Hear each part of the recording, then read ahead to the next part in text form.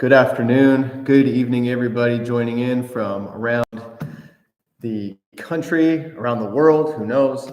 Welcome to Cliff Lede Live.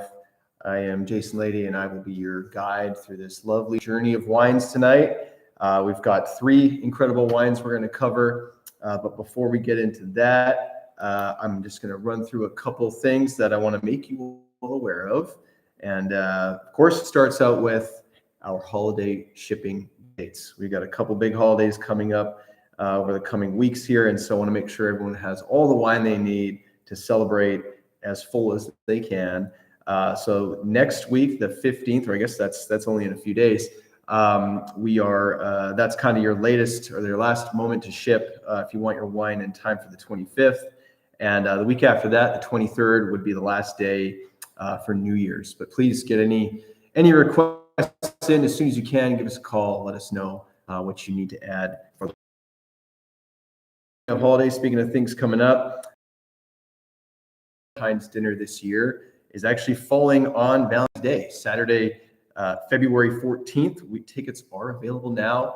That amazing dinner takes place in our tank room. If you haven't done it before, we deck it out. It's the only big dinner event we do in the cave or in the tank room. And so it's a cool way to experience the atmosphere of the winery. And then, of course, all of our greatest wines, songbook, Tokalan, poetry. I'm sure they'll all make an appearance, maybe, crossfade, something fun like that. So tickets are online, and please, come join us. I plan to be there, so it should be a really fun night. Other than that, of course, we have all kinds of other things happening. We've got the Rock Block party coming up in May. We have the cruise coming in July. So if you're looking for a last minute amazing gift idea, there you go. Book the cruise. More information on that. I think it's 6 days. You're kind of starting in Monte Carlo, working down through the coast of Spain and ending in Barcelona. And we are just about to have all the details ready for the extension we're doing on the cruise. That's going to get off the boat in Barcelona, and then we're going to cruise over to the Priorat and visit our sister winery, Maasdeutsche Winery. Planning to do an incredible dinner there with Valenti, who is a real amazing wine character, a very passionate wine person, good friend of mine, and the wines are outstanding. So if you're thinking about doing the cruise, we'll have more, or if you are doing the cruise, we'll have more information on that and the extension soon. And more things to come. Of course, we'll always use email to reach out to you or text to let you know about all these amazing events we're putting together. But that's going to cover that for now. Of course, I also want to mention, use that chat function. Let us know where you're chiming in from. What are you tasting? What have you had lately? If you have questions throughout the session today, if you want to know more about the winemaking or the vineyard management, about the season, anything, we're happy to answer those questions. I have the amazing, incredible, super talented Chris Tynan joining me. He's being patient, sitting off the side. Chris, come on, join us. Let's get this show on the road. Let's get some wine in the glass. How you doing? I'm doing great. Welcome to the show. Great to be here. Show 100. I don't even know what we're on now. Many. Going into 2026, it's unbelievable. Last show of 25. But we're not talking about 26 and 25 too much. We're going to talk first about 2017. This is the library selection that is coming in the club, and this is the Stag's Leap District rendition of our Cabernet Sauvignon. So we no longer produce this specific wine. We do still, of course, make a Napa Valley Cabernet, which has a lot of the components that went into this wine, but the new Napa Valley Cabernet uses more of our estate Calistoga vineyard in the blend. So something that we don't necessarily do anymore, but still a great wine, and we're talking almost, I guess, coming on 9 years age. And Chris, you made this wine. So what can you recall about 2017? And please share your thoughts on where you think the wine is at. Yeah, 27 was a good vintage, marked specifically by a little bit of heat event on Labor Day week. For about 3 days, it got a little bit over 100 degrees and was hot. And that really kind of pushed ripening further. So it was a really early harvest. I remember the optical sorting working really well that year because we wanted to get everything just perfect. Anything that's not in that heat didn't make it into the tank. And a wine vintage that most people will write off, but I mean, smell that nose. It screams Stag Leap District. By the way, these corks were just pulled maybe 10 minutes ago. So it's not like I've decanted or done anything, special to these. Of course, they're at cellar temperature. So of course, keeping them at that nice kind of 55, 60 degrees. But yeah, straight off the bat, wow. Yeah, gorgeous Super rocks fragrant. and loam and blackberry cassis, all that roasted red pepper that you get from Stag Leap District. And geez, there's tons of fruit there. Gorgeous. And there's a nice sort of like settling of the tannins and the structure. Like they're just there to kind of give a little tug, but they're not really aggressive in any sense. I mean, at this point this would have been your 6th year, 7, 12, 13, 14, 15, 16, 17. Yeah, 6 vintages. So, more experience, more refinement. Wow, this has really come together nicely over the. It is. I think it was years. always going to be a year that was going to be drinking early and drinking great early. And I think right now everything seems really integrated. The oak and the tannin and the acidity and all the flavors are really just gorgeous. I'm glad you pointed out the acidity because that's maybe what's striking me here is there is a lot of fruit and structure, but there's like a nice freshness. I mean, this would be incredible with all kinds of cuisine.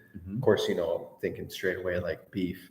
That's going to be the standard, of course. Red meat, lamb maybe might work well. Yep. But I mean, this is nice. This is good to go. I got to assume this is going to have at least another 5 to 10 years. But what are your thoughts on?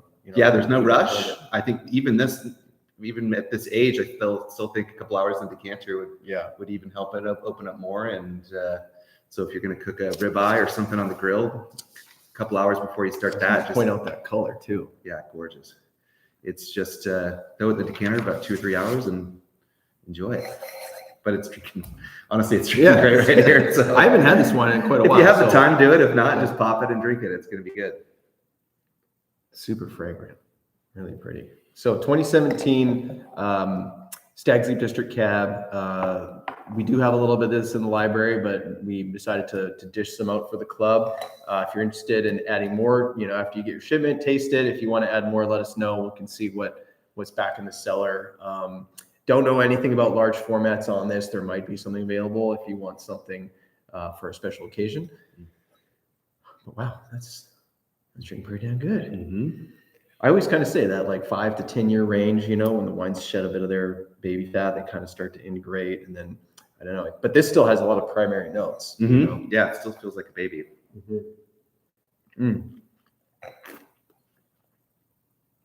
We've got good vineyards.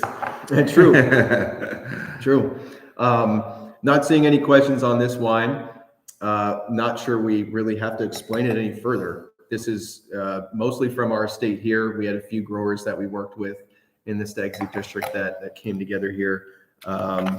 What else? There's a little, that's not the right one. Here we go. Stag Leap District 2017. There's a little Merlot, Petit Verdot, Cab Franc. I have to assume those are mostly from our property here in Stag Leap on the Rhythm Vineyard. But wow, great wine. Drinking well. I think we try some more 17s and I think kind of see where they're hanging. If that's headed for your cellar, that's going to be a treat. I think you're going to like it. That's headed to my dinner table tonight. All right. Well, we're going to keep it moving. We only got 2 more wines, so it's we're going to cruise along. First of all, we're now moving to 2023. So set the stage, Chris, for 2023. I know I have my thoughts, but I want to hear what you have to say. We're going to start with the Rutherford 2023, but tell us about the 2023 vintage. Well, as comparison to the 2017, where the winemakers had to work a little bit harder to kind of like figure the vintage out and really make sure only the best fruit got into the tanks.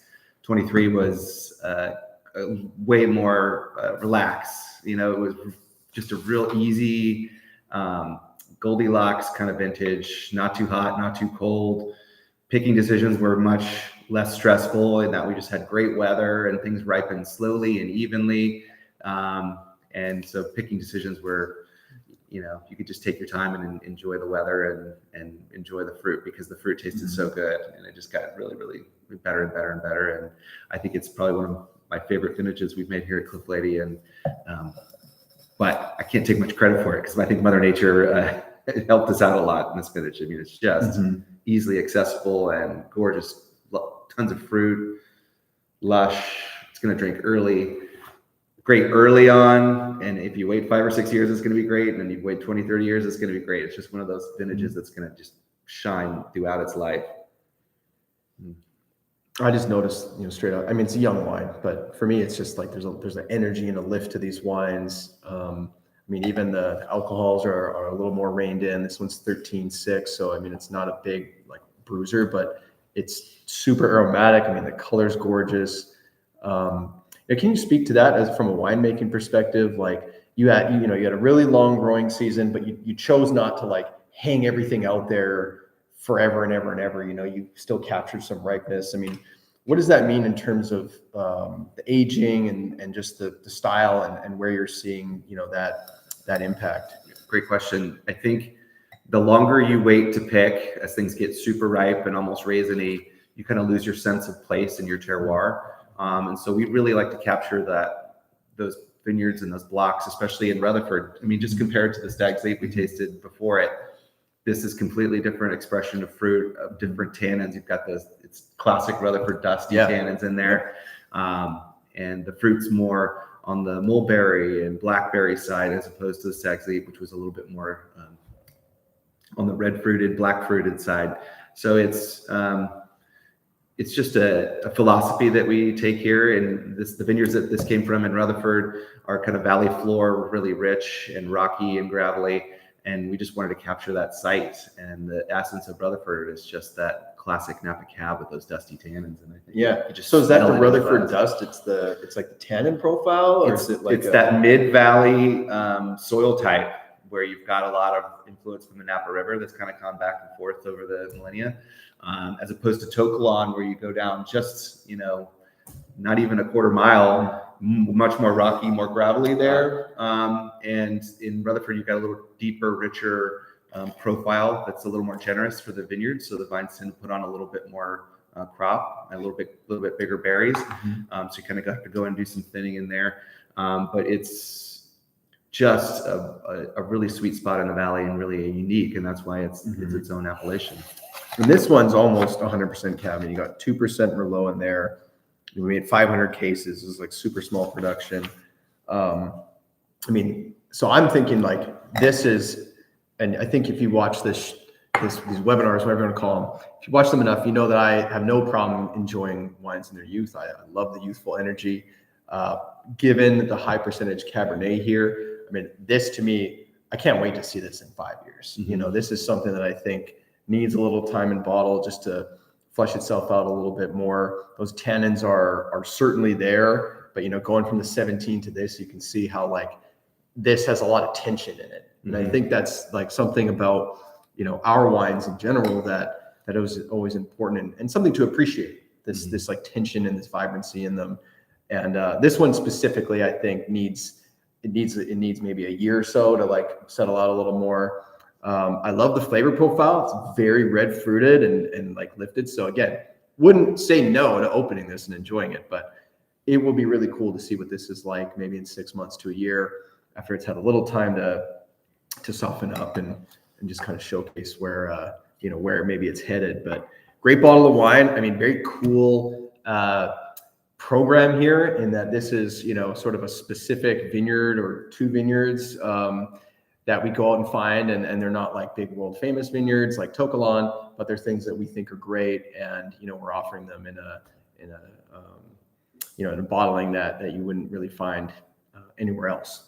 So Rutherford Cabernet, pretty damn good from a great vintage, and I'm excited to see where that one's going to go. I mean, really all these vineyard selection wines to me have this incredible aging arc to them. And it's funny because we make enough to basically go to the club. We don't keep a huge library of these. Maybe you'll see little things here and there, but it's not like poetry or rhythm where we keep these extensive libraries. So I'm gonna have to put some of this down somewhere, hide it back in the cave, and see where it goes because it's pretty cool. It's a pretty cool wine. Nice. Well, you guys are making it easy for us tonight. I'm not seeing a whole lot of tricky questions we got to navigate, so we're gonna keep it moving. But take a look again at that Rutherford new label. I mean, very very simple change we made, but just really kind of modernized and expanded that a little bit. But if you notice something, hey, it looks a little different. The label is just a little bit wider, and the paper is more of a brilliant white. Call it that. Freshened it up a little bit for y'all. Trying to keep you on your toes. One more wine to go. Man, it's hard to put that down. That is very very very pretty on the nose. Okay, so now last but not least, one of my favorite wines to talk about. This is the 2023 Rhythm Cabernet Sauvignon. So only the third vintage of Rhythm.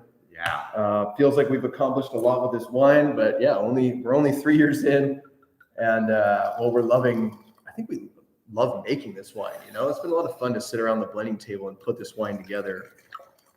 Anything you recall specifically about 23 for Rhythm? Oh gosh, just I remember when it went into bottle in 25 about just confirming mainly. I mean, I give kudos to Jason, who came and said, "Hey, why are we buying other people's fruit when we've got such amazing terroir here? Let's focus our one wine Rhythm, our one vineyard here next to the winery." And just remember getting that up to tank, ready for bottling. Like, oh my God, this is so good and so amazing. And it's us. It's like our vineyards. It's our farming. It's everything we do. Our hearts pour into this wine, and I think you can see the quality is just amazing. I mean, it's concentrated, it's perfumed, it's screams Stag's Leap District. It's just elegant and perfumed, and there's a lot of superlatives for this one. Yeah, it's so going from the Rutherford for me to this straight away. Like there's a pretty marked difference in just call it the color of the berry fruit, right? Like things get a little darker here, a little richer. Very, like you said, like quintessential Stag's Leap. I think that's what I love about Rhythm is I think it's one of the best ambassadors for Stag's Leap District. I find poetry is almost like it's like its own thing, it's like I don't see a lot of other Stag's Leap wines that remind me of poetry. But some of the other greats that I've had, they have a lot of that, like I say, that dark berry quality that I'm picking up here. This has been a fun wine to put together and from concept all the way through now to the third bottling. The funny thing is when you're trying to every year recreate something, it's something I've learned at the blending table is a big challenge because every single year Mother Nature is a little different, and you really have to rely on the vineyard to come through and to really show itself. And I think that's what we always try to lock into Rhythm and poetry. Any of our single vineyard wines, we're just really trying to lock in that place. And the continuity with this wine, you guys, done a great job in retaining that continuity of style and of flavors. And this is exciting. The nice thing about the 23 too is a little bit more giving vintage, so a little more yield. So I think we made all of 2,300 cases. So we still didn't blow it up, but we were able to kind of boost up the production a little bit to get a little bit more of it out there, because I think that first year we basically sold out. We were telling people we just don't have any left. And I remember we were digging into the library. So there's not a lot of library of 21 Rhythm because it was really, really well received. So anyway, I'm going to taste this now. I've been smelling it. That just reminds me of, I don't know, Cliff Lede Cabernet. It's so on the nose. I would gladly put that up against any wine from any region, anywhere. I think it just really over delivers, and it's so complex, and it speaks to our terroir here. It really does. It's what we do best, I think. Far more plushness for me on the palate. This one, I think it's going to age 20 years, but I have no problem enjoying this now. I think this is super, I don't know if polished is the right word, but it has a plushness to it. Tannins are prevalent, but soft. That dark fruit carries through. The finish is goes on forever. Yeah. It's so good. Really happy with this one. Great scores on these wines. We don't get the vineyard selection wine score because again, it's such a small amount. But this wine over the years now has consistently gotten some great accolades, and it's exciting. It's always a little freaky when you put something new out there, but really love how this has been received and how it came together. There is a quick question here about it, the varietal breakdown. This was 95% Cabernet Sauvignon, 4% Petit Verdot, and 1% Merlot. So in comparison to years past, I think it's a little higher Cabernet. Yep. Petit Verdot has always played a pretty big role in this wine. Mm-hmm. And then, that little bit of Merlot always kind of just helps round things out. But I mean, 23 was a great Cabernet vintage. It was. They were just on their own. They were complex and layered. In some years, we benefit from having the Merlot on the property and the Franc and PV to kind of add in those layers. But obviously, for this wine, Cabernet is the star, so we wanted to let it shine, and we didn't want to it just was amazing on its own, this vintage, and it just needed maybe a little Merlot and a little Petit Verdot to kind of give it, Petit Verdot gives it that kind of darker little base notes, we call them in the wine. Some exotic spices. And then the Merlot, it just needed a little softness and a little bit more coating on the mid palate. And I think it just accomplished that. So Cabernet just shined in 23, and we just wanted to show it off. That is just a really poised, great wine. Straight out, again, opened, at this point, 25 minutes ago.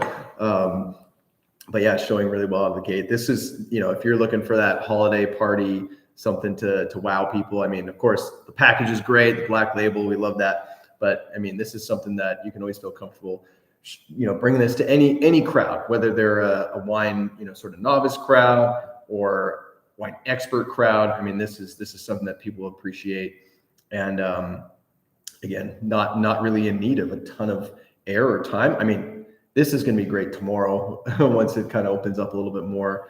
But wow, really solid effort on all these wines, and great to see just the evolution and just where this wine has gone. Fantastic. Maybe made some magnums in 23. I'm sure we did. We had a lot, so we probably have mags and things. So if anyone's interested in acquiring any of the larger formats, of course, we can look into that. Unless there's any other questions, I'll start to wrap this up more or less. So please, if you have any questions, throw them in the chat now. If you think of them later, give us a shout, give us an email, whatever. Reach out to the club.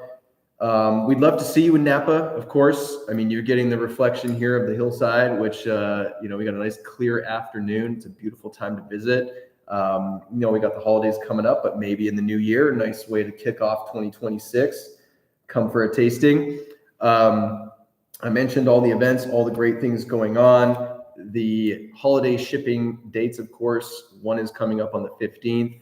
And then the 23rd for the New Year's holiday. So make sure if there's anything special you want added to your dinner table, your brunch, your whatever, let us know. We'd love to send you some more wine, of course. And we got one more question that popped in here, missed it. What are you looking forward to most in 26? That is a great question. Maybe we can both answer that question. What are we looking forward to most in 26? I think I'll start since I'm already talking. I think I'm looking forward to the cruise because I've never done a cruise before, and we've already got over 30 people, I believe, signed up, and so we're going to have a really awesome group of fans of our wine. We're going to go to some great destinations.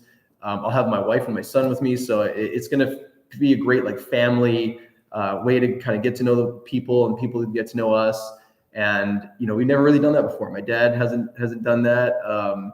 And then adding on the Mass Deutsch, visit afterward, I think showing people that winery. If you've been to Cliff Lede and you've seen our facility, I mean, it's really impressive. It's beautiful, of course. But if you've never been to the Priorat region, it is remarkable. Beautiful vistas. Their winery is new and incredibly, state of the art and just awesome. And I'm just huge. I'm a huge advocate and I'm passionate about Napa Cabernet, but I also just love the wines of the Priorat, Carignan, Grenache. Just really expressive wine. So I would say that's probably the thing I'm looking forward to most. I am turning 40. That's another big one, but it's a way, I guess, for me to celebrate that birthday.